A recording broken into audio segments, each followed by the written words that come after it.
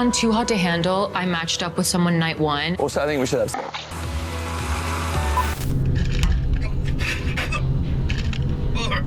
Oh, wow. No, that does not feel nice at all. My guests are going to play a game for me, where I will make them face their darkest fears. One by one, they will be off.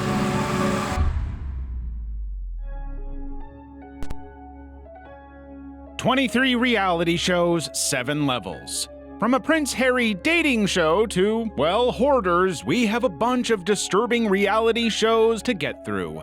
We'll start with some familiar titles with obvious disturbing stuff, but the further into the iceberg we get, the more unexpected and shocking things will become. Let's start at the tip of the iceberg. Disclaimer. Level 1. The Amazing Race. They were barreling through a Botswana desert in their Land Rover during Season 7 of The Amazing Race, and the loose sand was making the vehicle feel like it was floating rather than gripping the road. Brian was behind the wheel, Greg beside him, and somewhere behind them sat a cameraman capturing what was supposed to be just another leg of the $1 million race. The moment it happened was captured on camera. The Land Rover hit a patch of particularly treacherous sand, and Brian felt the steering wheel slip from contact with the road surface. In seconds, the heavy vehicle began to tilt, then roll, flipping completely over. The brothers had escaped without serious harm, scrambling from the wreckage, but the cameraman wasn't so fortunate. He had taken the brunt of the impact and required immediate medical attention. Other teams approached the accident scene, some stopping to offer assistance while others made calculated decisions to continue racing. Rob and Amber, true to their ruthless approach to the game, drove past without even slowing down. They were there to win, not help. The production had to halt Brian and Greg's race while they waited for a replacement vehicle and ensured the cameraman received proper medical care. During this time, team after team passed them by, meaning their chances of winning that big cash prize were diminishing by the second. The Botswana Automobile Association moved quickly to provide a replacement Land Rover, but the delay had already sealed their competitive fate. They were alive, but they simply could not hope to win. In true reality TV style, the accident was replayed in promotional materials, analyzed by fans online, and incorporated into the broader narrative of the season as just another obstacle the teams had to overcome. Nobody ever really talked about the injured cameraman because he was just a mere footnote in the brothers' racing story, rather than a human being who suffered real consequences while doing his job. Man vs. Wild. Bear Grylls holds the fresh elephant dung above his head like some grotesque trophy. The cameras roll as he squeezes the brown mass between his fingers, watching liquid drip directly into his open mouth below. And the world recoils in horror seeing it, right? But even though he's obviously not a fan of the taste, he keeps going, explaining to viewers that elephant dung contains essential fluids when you're desperate for hydration in the African savanna. Pretty disgusting, but it could save your life. If you want to survive, eat dung. This became one of reality television's most uncomfortable moments. But was it true? Experts later revealed that following Bear Grylls' advice here could actually make someone seriously ill. The digestive fluid squeezed from the fresh feces doesn't provide meaningful nutrition unless the dung has been soaked in water first. Yet there he stands, methodically extracting every drop he can manage, the brown liquid staining his lips as he swallows that. The elephant dung scene is just one example in Grylls' catalog of stomach-churning survival demonstrations. His willingness to consume almost any available liquid to avoid dehydration has often led him to increasingly desperate measures. Fresh elephant dung is obviously preferable to potential bacteria-laden water sources. It's just that his logic is questionable. Before the dung drinking, Grylls regularly places himself in situations that seem designed to showcase maximum danger for television. His encounters with crocodile-infested waters became legendary among viewers. The sight of him swimming through areas known to harbor deadly predators, armed with nothing more than a knife, created television that was simultaneously educational and horrifying. The guy is insane. Saltwater crocodiles can bite with over 1 ton of force per square inch, stronger than a Tyrannosaurus Rex. They're responsible for more than 60 unprovoked attacks annually in Australia alone. Even Grills emphasized that crocodiles rarely miss their targets, and recent incidents involved victims being dragged underwater and torn apart. It's this combination of genuine survival knowledge and extreme shock value that made Man vs. Wild compelling viewing for millions. Grills would demonstrate techniques like squeezing elephant dung for emergency hydration, then transition seamlessly to crossing dangerous waterways where apex predators lurked beneath the surface. Whether or not it's true is almost irrelevant, because the guy is just so fearless that it has to be seen to be believed. Level 2. Dated and Related. Netflix Dated and Related takes the concept of uncomfortable television and cranks it beyond any reasonable threshold. The show throws pairs of siblings into a villa in the south of France where they're expected to find romantic partners while witnessing every intimate moment of each other's dating lives. The premise sounds bad enough on paper, it's worse in reality. The contestants literally share beds with their siblings throughout the competition. We're sharing beds with our brothers and sisters, like that's so crazy, bro. Picture that. After watching your brother make out with someone during the day, you climb into the same bed with him at night. The show claims it's a practical sleeping arrangement, but it creates an environment that really blurs the lines among family in a highly creepy way. The dating format itself makes it worse. Siblings are required to accompany each other on dates, sitting there as their brother or sister attempts to seduce someone. They watch intimate conversations unfold, witness first kisses, and observe flirtatious behavior up close. One contestant literally had to ask her siblings' permission before kissing someone, turning what should be a personal romantic moment into a weird family negotiation. Like, I love someone that can light up a room and just always has that energy 24/7. Diamond, do you mind if I share the first kiss with your brother? The show assigns challenges that push siblings into inappropriate territory. In one instance, producers gave a brother-sister pair a secret mission requiring them to convince other contestants to guard the bathroom while they took a bath together. The contestants actually went through with it, highlighting how the competitive environment breaks down normal behavioral barriers. It's weird. Host Melinda Berry presents 3 arrangements as necessary elements of the competition, using her authority to normalize this otherwise unacceptable behavior. The contestants comply because refusing would mean elimination and losing the chance at the $100,000 prize, which is apparently enough for them to act in weirdly intimate ways with family members. Sibling pairs, you're going to have to work together. A pair of you could be walking away with $100,000. To be fair, contestants frequently appear mortified when watching their siblings in romantic situations, yet they're contractually obligated to remain present. They want the money at any cost. The editing emphasizes these uncomfortable moments, lingering on shots of siblings watching each other kiss or flirt.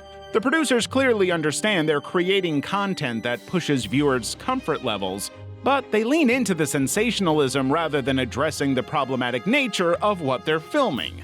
This format creates artificial intimacy that extends beyond what siblings should witness about each other's romantic lives. They're privy to conversations about intimate preferences, dating histories, and relationship dynamics that typically remain private between partners. In this show, siblings are closer than lovers, and that's creepy. Fortunately, the one thing they did agree on was that you should subscribe to our channel, so don't let them down, or they'll haunt you. On to the next level. Level 3. Flavor of Love. VH1's Flavor of Love took the pursuit of romance and turned it into a weird circus of degradation where women willingly subject themselves to increasingly disturbing situations for a chance at getting the attention of Flava Flav. Look, it was a different time. Inside this Hollywood mansion, 20 women have gathered because they all have one thing in common. Anyway, the show's format stripped contestants of their identities, replacing their real names with demeaning nicknames like Something and Pumpkin, while forcing them to compete in challenges that reduced them to entertainment objects. The most infamous moment occurred during the season 2 premiere when Takesha Something Thomas pooped on the mansion staircase during an elimination ceremony. Yeah, an elimination during an elimination. Apparently, after being forced to wait over 3 hours for filming to resume, Thomas repeatedly asked producers for bathroom breaks but was told to keep waiting. By the time that I felt whatever I felt, I was like, hey, can I kind of like go? And they just wouldn't let you leave. No. Her bowels eventually betrayed her, leaving poop on both the floor and stairs while cameras captured every mortifying second. Rather than showing compassion, the incident became known as Poopgate and turned into entertainment fodder, humiliating her. Flava Flav's response was to joke about the smell, giving Thomas her nickname, then praising himself for keeping her on the show despite the incident. The spitting incident between Brooke Pumpkin Thomas and Tiffany New York Pollard during Season 1's elimination represents another example of on-camera humiliation. After Flav eliminated Pumpkin for hiding her participation in previous reality shows, she became enraged at being called fake. Can you imagine reality TV fake? During the heated argument that followed, Pumpkin spat directly into New York's face with the saliva landing on her chin. New York later described the incident as the most disgusting moment of her life, noting that Pumpkin's breath smelled terrible. Her breath smelled like straight up smelled like a toilet full of nasty. The cameras captured every second of New York's shock and disgust as producers intervened to prevent physical retaliation. Didn't really work. These incidents were what the show had been constructed to achieve.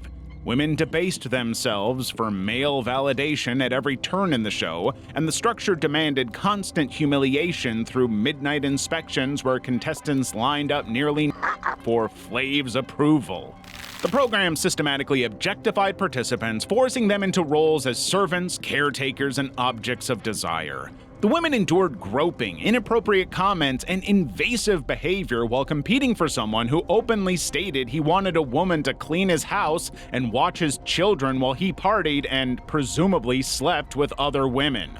Turns out the flavor of love is pretty disgusting. Perfect match. Francesca Farrago thought she understood what she was signing up for when Netflix approached her about Perfect Match. She already had reality TV experience, having appeared on Too Hot to Handle, so she had the professional awareness to ask the right questions during casting. She specifically inquired about sleeping arrangements, making it clear she wouldn't participate if forced to share bedrooms with men after a negative experience on a previous show. Production assured her that contestants would sleep in separate accommodations divided by gender. But the moment filming began, Farrago discovered that matched couples would be required to share not just rooms, but beds with people they barely knew. On Too Hot to Handle, I matched up with someone night 1. Also, I think we should have. He just wanted sex. I regretted it, and I don't want to do that again. She spent an entire day crying, begging producers to let her leave, telling them through tears that the man would just try to force physical intimacy with her. None of this emotional breakdown made it to air. Production had manufactured consent through omission, using the classic reality TV tactic of withholding crucial information until contestants were already trapped in the process and unable to leave. By the time participants learned the true nature of their living situation, cameras were rolling, contracts were signed, and backing out meant professional and financial consequences. The show's format demanded that even contestants who met that day and felt no attraction would be forced into the same bed. This is exactly what the show wanted. You're stunning. Stop. Nah, for real, yeah, gorgeous. Thank you. Perfect Match deliberately structures situations where boundaries became blurred and consent becomes complicated. Story editors openly admit to stirring the pot, manipulating cast members into dramatic scenarios, while producers select the most controversial singles to introduce to the villa, choosing people designed to create conflict rather than genuine connections.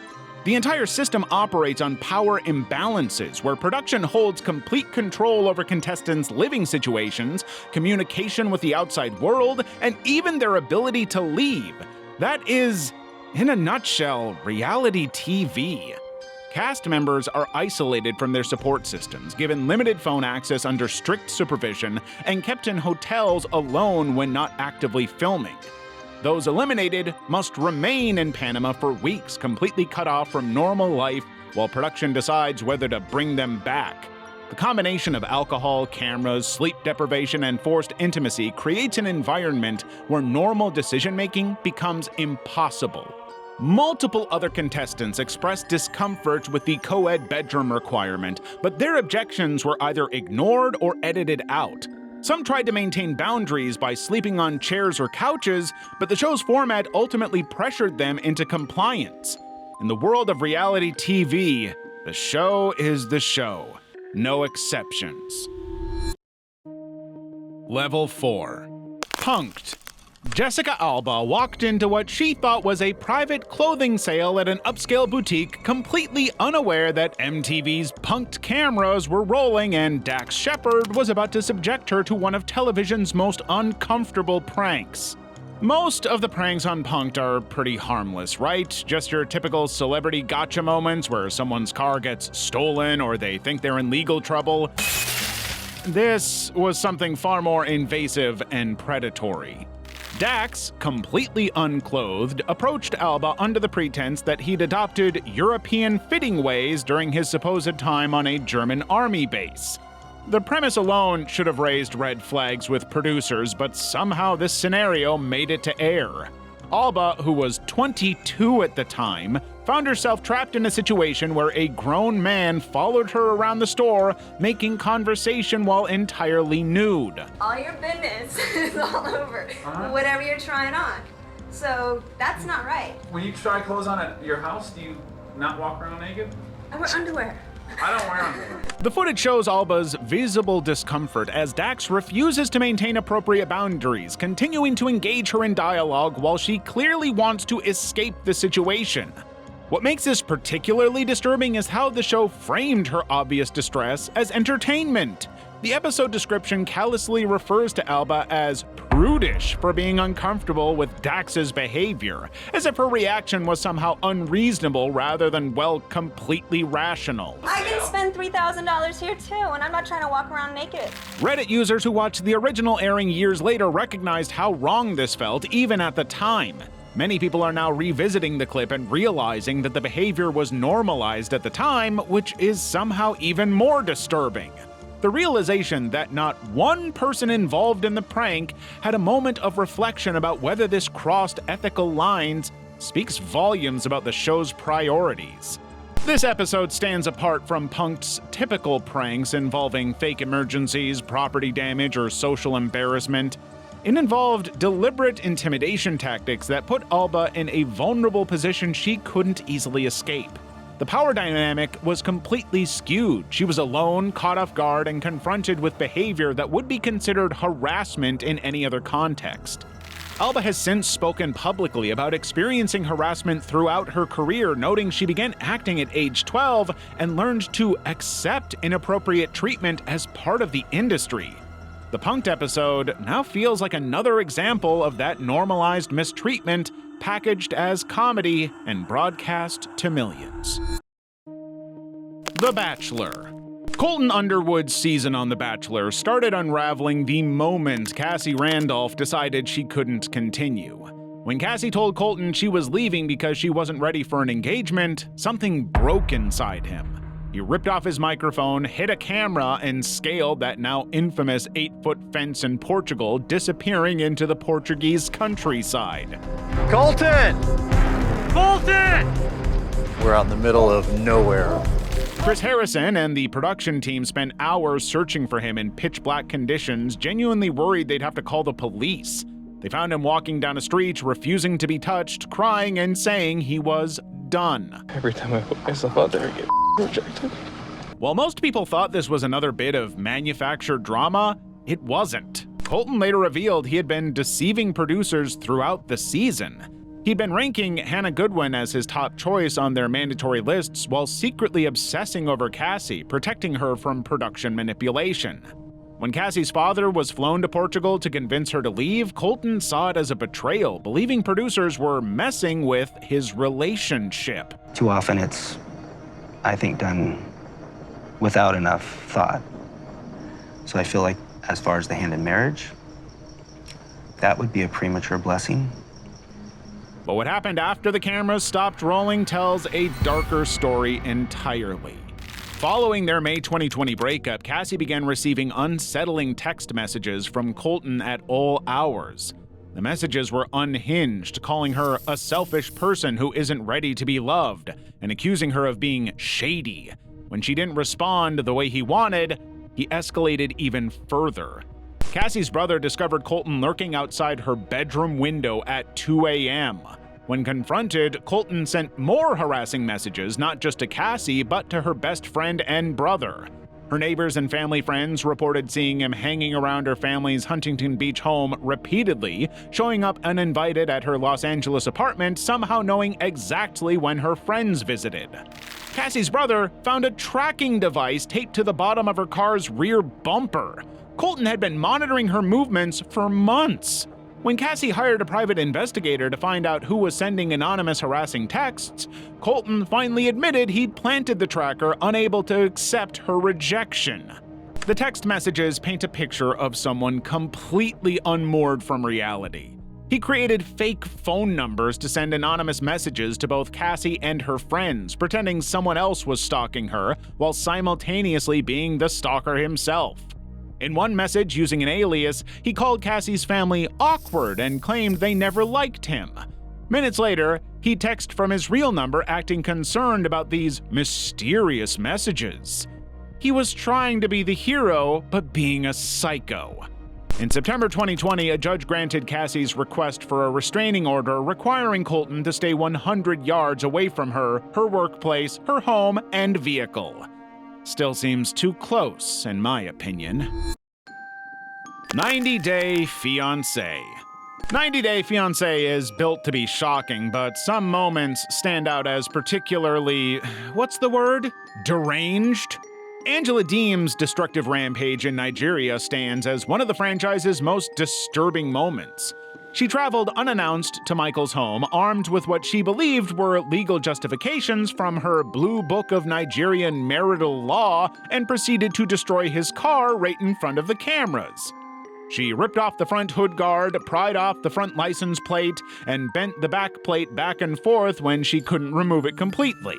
Throughout this vandalism, she screamed threats about breaking his windows while shouting profanities at his closed door, assuming he was hiding inside. He's scared.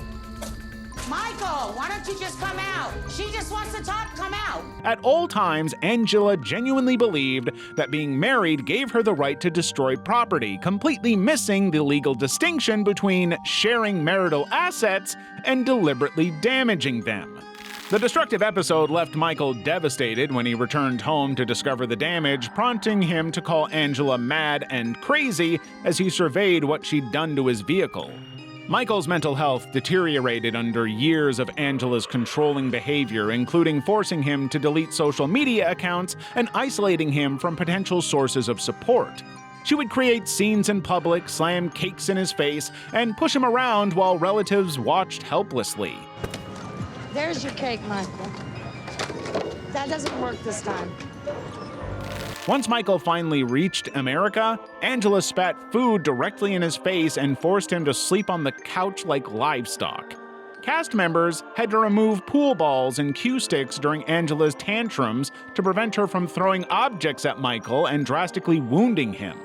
Muhammad Jabali's public humiliation of Danielle during their tell-all appearance represents another deeply troubling moment in the show's history. That was nice of you. That shows how really you are. When pressed about their lack of intimacy, Mohammed revealed on national television that Danielle had hygiene issues and had urinated on him during intercourse. The revelation came after host Sean Robinson questioned why Mohammed refused to consummate their marriage, leading to an exchange where Danielle herself admitted Mohammed had told people she smelled and peed on him. Mohammed had kept this information private for over 2 years before Danielle brought it up herself. Yet instead of showing discretion, Mohammed confirmed every humiliating detail in front of the entire cast and viewing audience, telling Danielle directly that she has a problem requiring medical attention before being intimate with anyone. The show presented this as entertainment. It was just outright cruelty. But that is exactly what the franchise wants and demands: 90 days of misery. Level 5. I Want to Marry Harry. In the early 2010s, Fox put 12 American women on planes to England for a highly unique dating show. They were going to be competing for the heart of Prince Harry's impersonator. But they wouldn't know that. They ended up isolated in a castle trying to charm a 24-year-old environmental consultant named Matthew Hicks, who had dyed his blonde-haired ginger and memorized royal family trivia to pass himself off as Harry. So there was a week in the run-up to the show. I had to learn to horse ride, fencing, ballroom dancing, Latin dancing, past scandals, ex-girlfriends. The show lasted 8 episodes, but was so appalling that Fox pulled it after just 4 aired. The lies started before filming began. Producers told contestants that they'd meet an eligible bachelor. They placed women in hotel rooms alone for a week with no phones, books, or television. By the 6th day, winner Kimberly Birch said she was much more willing to listen to whatever I was told. Matthew arrived by helicopter surrounded by bodyguards addressed only as Sir. The production team scattered fake tabloids around the estate and hired actors to pose as paparazzi, hiding in bushes, creating elaborate scenarios like a fake security breach that forced an emergency evacuation, and plants stood on bridges pretending to be Harry fans. The manipulation literally never stopped. Producers whispered outside contestants' rooms at night, fabricating conversations about the royal family being upset and needing Harry back at Buckingham Palace. None of it was ever filmed, it was just a scheme to convince them more. When some women expressed doubts about what was going on, production brought in what they claimed was a therapist. The therapist told contestants they needed to stop questioning and trust the people here. Obviously, this wasn't a licensed therapist. Actually, it was a producer in disguise, specifically telling skeptical women they were mentally unstable for doubting the situation. The tactics escalated throughout filming. In episode 5, the butler announced to all remaining contestants that they were indeed in the presence of His Royal Highness Prince Harry of Wales, a shift from misleading to outright lies. But I am here to tell you now that Sir is indeed His Royal Highness Prince Harry of Wales. Contestants weren't allowed to talk to each other without producers present, preventing them from comparing notes or supporting each other's doubts. Even the dates were designed to reinforce the illusion. Helicopter rides, horse riding, and lavish dinners all supported the royal fantasy. But the conversations themselves became twisted as the women found themselves building emotional connections based entirely on a fabricated identity. When contestants finally learned the truth during the reveal, those who rejected Matthew were portrayed as shallow and money-obsessed. The narrative suggested that women who couldn't love a regular guy were gold diggers, ignoring the fact that they'd been lied to for weeks. There's one more thing you should know. Oh no. What? I am not Prince Harry. Fox canceled the show after ratings dropped below 1 million viewers. The network made the remaining episodes available online, but the show quickly became reality television's most notorious example of psychological manipulation. And I don't think the royal family was a big fan of it either. Scare tactics. Describing scare tactics is simple. You place unwitting participants into elaborate horror scenarios while cameras capture their genuine terror. With no script, everyday people react in pure terror thanks to their friends and family setting them up. Now they believe they're attending parties, job interviews, or casual meetups, only to find themselves confronting what they believe are life-threatening situations. Participants typically arrive through trusted connections who coordinate with producers to create believable situations to throw them into. Then the production hires professional actors, elaborate special effects, and movie-quality makeup to transform mundane locations into horror film sets, convincing the victims that these scenarios are completely real until the big reveal. Have transferred to scare tactics. My friend Justin set me up. What? Cara Blanc's experience is a perfect example of the show's most troubling elements. Cara is a grade school teacher who believes she was being driven to an exclusive Hollywood industry party at a desert resort. When the car carrying her and two actors stalled on a remote desert road, the situation turned nightmarish. The actors feigned serious injury and death at the hands of a costumed alien, instructing Cara to flee into a dark desert canyon area to escape. The hidden cameras captured every moment as she believed she was witnessing real violence and faced genuine mortal terror.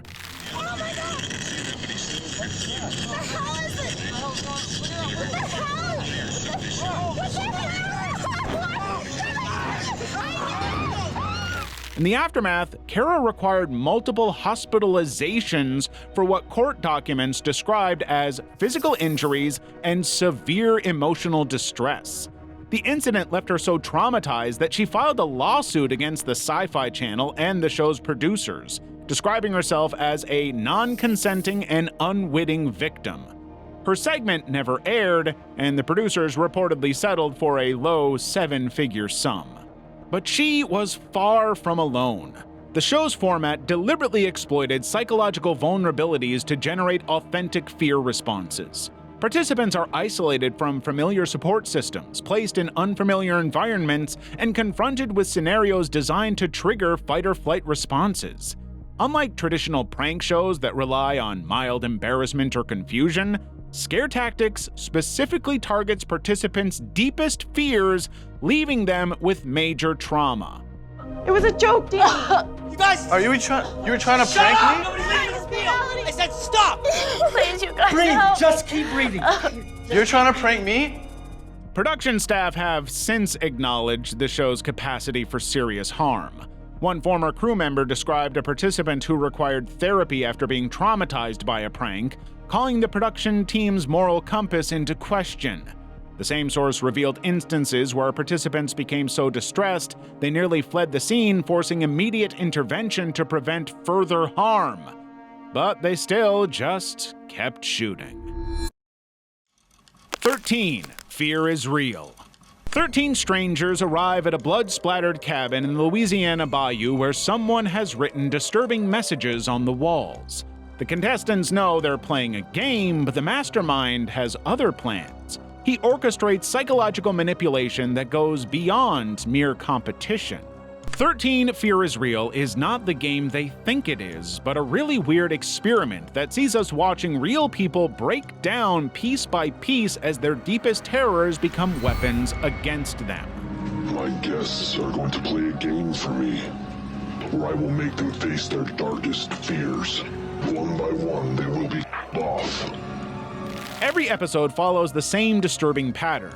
First comes the ritual, in which contestants face situations designed around their specific phobias. One woman admits she can't handle the dark and has to take running starts to jump into bed at night. Another is terrified of clowns with spider hands. The mastermind has studied each person's psychological profile and crafts personalized nightmares specifically just for them to trigger them in a way that will truly hurt them. Then comes the execution ceremony, where losers must escape deadly scenarios to survive elimination. Kelly and Lauren, you lost the group ritual and were condemned. It is now time for the execution ceremony. One of you will not be coming back. The very first episode forces two contestants to be buried alive in coffins. These poor contestants are thrown into challenges deliberately crafted to recreate the exact experience of being entombed. Other elimination traps include escaping from car trunks while being compacted, getting out of flooding rooms, and surviving scenarios where contestants are eaten alive by rats, crushed by falling trees, or burned at stakes. And the Louisiana Bayou setting amplifies everything. The swamp is notorious for voodoo legends and supernatural folklore, including stories about a voodoo priestess whose supposed curse killed hundreds during a hurricane. The contestants sleep in bug-infested cabins with temperatures over 100 degrees, while mysterious voices echo from across dark waters, and contestants see figures that may or may not be part of the show. Something's back there. I'm really not kidding. What's going on? This isn't funny. What is that? The fear gradually becomes so intense that the mastermind manipulates the contestants into turning against each other.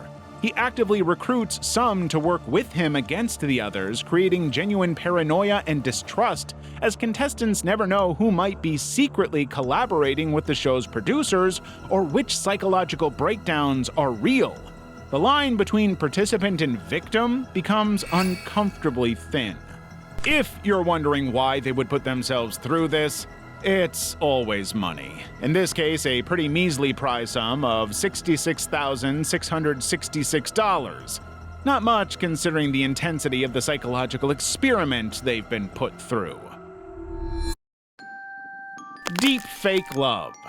Netflix Deep Fake Love takes 5 real couples and splits them into 2 houses filled with attractive singles whose job it is to tempt and manipulate. But the participants have no idea what they're getting into when they agree to test their relationship, which is kind of a problem, because the format sees couples getting separated, tempted by paid actors and skilled manipulators, then forced to watch videos of their partners cheating that may or may not be real. Usted no me lo esperaba. No puedo creerme que haya dicho que mi relación de 5 años fuera. No me lo puedo creer que me haya hecho esto. The truly disturbing aspect of all this begins in the White Room, where participants sit in the chair of truth and watch footage of their partners kissing, fondling, or being intimate with strangers. They're told to guess whether these clips are authentic or AI-generated deepfakes, but they only learn about the technology's involvement after experiencing the initial emotional devastation. The couple with the most correct guesses wins 100,000 euros, but the prize is irrelevant because these relationships are crumbling in real time. Even when participants correctly identify fake videos, the images lodge themselves in their brains like intrusive thoughts. Many contestants tell the host directly that seeing the fabricated footage has irreparably damaged their relationships, regardless of knowing if it was artificial and completely fake. The show has created such a strong gaslighting environment that participants can no longer trust their own perceptions of reality. To make the effect more pronounced, the production actively cuts contestants off from the outside world, plies them with alcohol, and encourages them to engage in compromising situations that can later be edited or deepfaked. The attractive singles are trained instigators who ask leading questions like, "Do you really think you could see a future with her?" and make statements designed to plant seeds of doubt. Those who took part in the show have since claimed depression, anxiety, flashbacks, and nightmares from their experience. No puede ser. No puede ser, por favor, no puede ser. Some contestants openly wished they hadn't participated while cameras were still rolling, a level of regret rarely seen in reality television. Honestly, from an ethical standpoint, deepfake love represents a dangerous precedent for where our future is headed. Not just in TV, but in our entire world.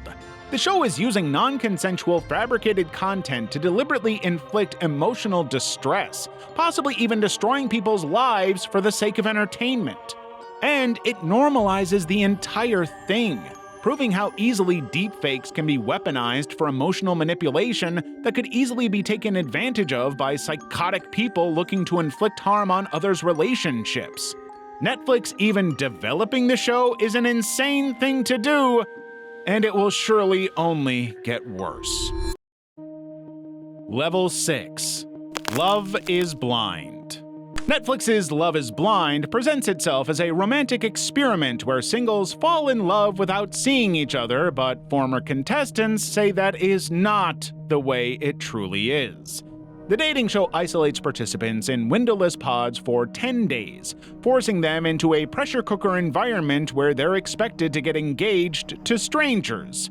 What viewers don't see are the conditions that multiple former cast members now describe as deliberately manipulative and physically harmful.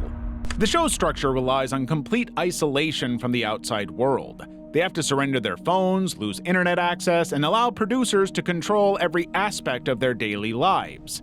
They're confined to a 68,000 square foot dark soundstage where the only natural light comes from the bathroom breaks in trailers outside. One former contestant explained that producers do it on purpose because they're trying to break you. They want you on edge. This whole entire experiment is designed to break you down to your most unhealed and most damaged version of yourself. The filming schedule pushes contestants to their physical limits, with days stretching up to 20 hours, with most contestants getting roughly 4 hours of sleep per night. Jeremy Hartwell, who appeared on season 2, calculated his effective hourly wage was $7.14 per hour, based on the grueling schedule and $1,000 weekly payment. His lawsuit against Netflix and the production companies detailed how contestants were regularly refused timely food and water, while alcohol flowed freely to encourage emotional volatility. During season 1, female contestants shared a single-room trailer filled with bunk beds and cockroaches. The cramped quarters were so uncomfortable that some women slept on mattresses on the floor, fearing the bunk beds might collapse. Of course, that just got them closer to the cockroaches. After complaints, production moved them to hotel rooms, but stationed guards in hallways to prevent contestants from leaving or interacting during designated sleep hours. This overwhelming prison environment caused one woman to faint during filming in the pods, reportedly from lack of food and water. Instead of providing medical attention, crew members administered a COVID test and immediately returned her to filming once it came back negative, not even giving her the water she desperately needed. They came in with this COVID protocol and gave Danielle a COVID test, which she was negative. When that same woman later experienced panic episodes and expressed concerns about harming herself, she claims producers pressured her to continue filming rather than offering mental health support. Multiple participants have described these panic episodes on set, with cameras continuing to roll even when contestants attempted to escape filming. The only bright side in this whole situation is that the National Labor Relations Board recently classified Love is Blind contestants as employees rather than participants, opening the door for potential unionization and highlighting the extent of producer control over cast members. Hoarders. A&E's reality series Hoarders has documented countless cases of compulsive hoarding disorder since its 2009 debut, but 2 episodes from season 6 stand as the most disturbing content ever broadcast on the show. Shanna of Bothell, Washington, has the honor of holding what fans universally consider the worst hoard in the series' history. Most people on the show have homes full of typical clutter or possessions, but Shanna's house was worse. Every room contained bottles and buckets filled with human waste, because her toilet had been broken for years and she refused to call a plumber. Actually, by the time you put it in there, it's actually a dirty water jug is what that is. So that's what all those dirty water jugs are about. The containers lined her house from floor to ceiling, some belonging to her now deceased mother, who had also lived in these conditions. Shanna casually ate food that had been contaminated with fecal matter, something she had done for 12 years without understanding the health risks. When extreme cleaning specialist Matt Paxton explained that the smell came from waste rather than dust and mold, Shanna appeared genuinely surprised. She even wanted to consume one final contaminated meal before the biohazard team disposed of her food supply, comparing it to taking one last hit before getting clean. The episode traumatized longtime viewers who had watched the show for years, with some describing gagging throughout the entire episode, with one saying they finally had to use the skip button after years of watching hoarding shows. Clinical psychologist Dr. Robin Zazio ultimately determined Shannon wasn't capable of living independently and placed her in temporary housing with plans for permanent care. I thought I'd be coming back to live, and I won't be. Terry's case from season 6, episode 8, presents an equally horrifying scenario involving animal hoarding. Her refrigerator and freezer contained over 100 dead cats, along with squirrels, chipmunks, and other animals she had collected over the years. Meanwhile, 50 live cats roamed her house in deplorable conditions. Terry claimed she wanted to help these animals and planned to have them cremated when she could afford it, but that just never happened. During the cleanup, specialists discovered that only 18 of the 50 living cats could be saved, while the rest required euthanasia due to untreatable respiratory issues from neglect. The show has never shown anything that surpassed these episodes in levels of pure WTF disgust, but seems perfectly happy to air out people's mental health issues for views. Level 7. Bad Girls Club. The Bad Girls Club is one of the few reality shows that went well beyond just making things uncomfortable and actively created an environment built to encourage violence among participants. Production teams deliberately selected cast members they knew would clash using psychological evaluations and extensive audition processes to identify women likely to engage in physical confrontations. From there, the show's casting directors just chose participants from different backgrounds who would naturally antagonize each other, moving the program away from its stated premise of personal growth and toward pure sensationalism. The premise of the show was to bring together a group of young women under the age of 30 with various personalities and backgrounds who were known for their confrontational and bad girl behavior. Season 14, good God, featured one of the most disturbing incidents in reality television history when production allowed other housemates to destroy the Claremont twins' Angela's belongings. We'll be waiting for you at the door! At the door!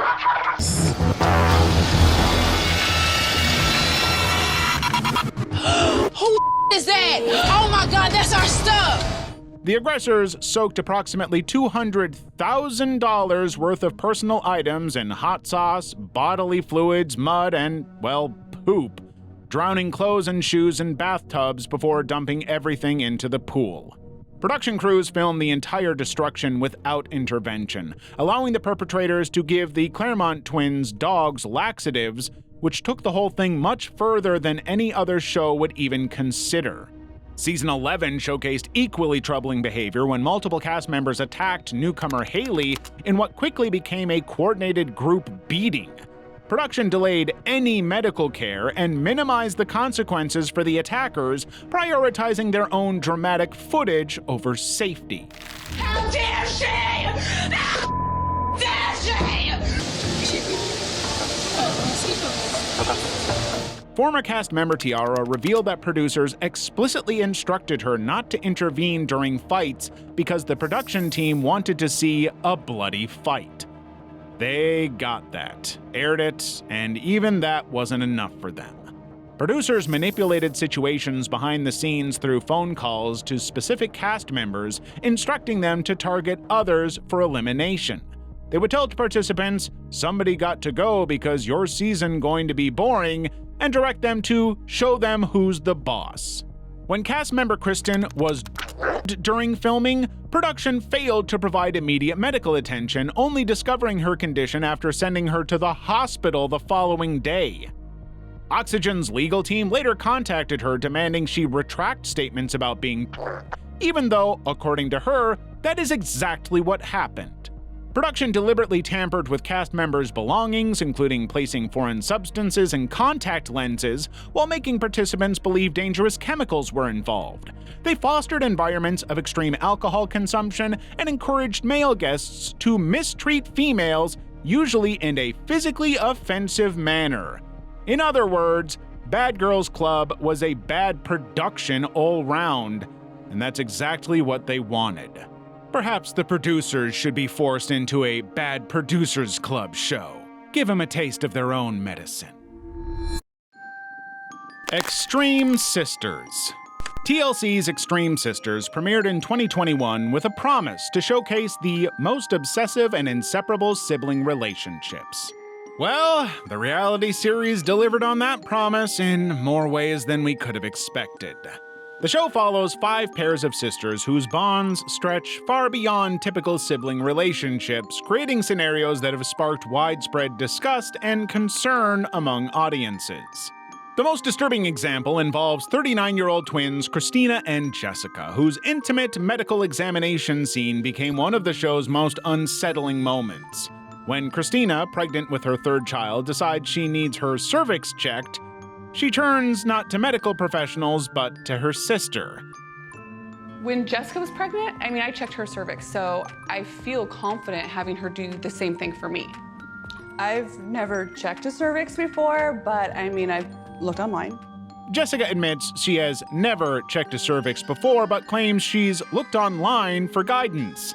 Christina's reasoning for this choice reveals the depth of their boundary confusion. You have the same DNA as me, my is basically your anyway. Okay. For me, I would much rather have my sister sticking her fingers up inside of me than a nurse, just a random stranger. It's like, okay, you're wearing gloves, like you have the same DNA as me. My basically your anyway. The scene unfolds with Jessica donning gloves while giggling, then inserting her fingers into her sister's body as Christina lies on the makeshift nursing station. Jessica's commentary during the procedure makes it worse. I can't quote what she says, but, well, you should be thanking me for that.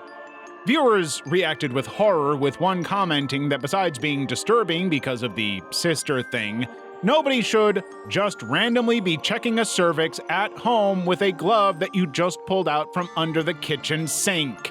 Equally problematic are the Australian twins Anna and Lucy DeSink, who share boyfriend Ben Byrne in what they describe as a completely equal romantic arrangement. The 35-year-old sisters, who call themselves the most identical twins in the world, have been dating Ben for over a decade. Their relationship involves all 3 sharing the same bed, with the understanding that whatever Ben does with one sister, he must immediately do with the other. Never been no jealousy in this relationship. Ben treats us equally. He will never kiss Anna and not me. That's happened from day one in this relationship. He just knows to. The twins became engaged to Ben in 2021, though Australian polygamy laws prevent them from legally marrying. Their arrangement extends beyond romance into every aspect of daily life as they work to maintain complete physical and behavioral identity with each other. Critics have questioned whether these relationships represent genuine lifestyle choices or exploitation by producers seeking shocking content. The show's executive producer Joshua Ackerman insists viewers will discover how authentic these people are, but the boundary-crossing behavior consistently generates more concern than understanding, for the health of their genitals, if nothing else. If you still haven't had your fill of reality TV icebergs, then check out this video on the most disturbing Extreme Cheapskates episodes.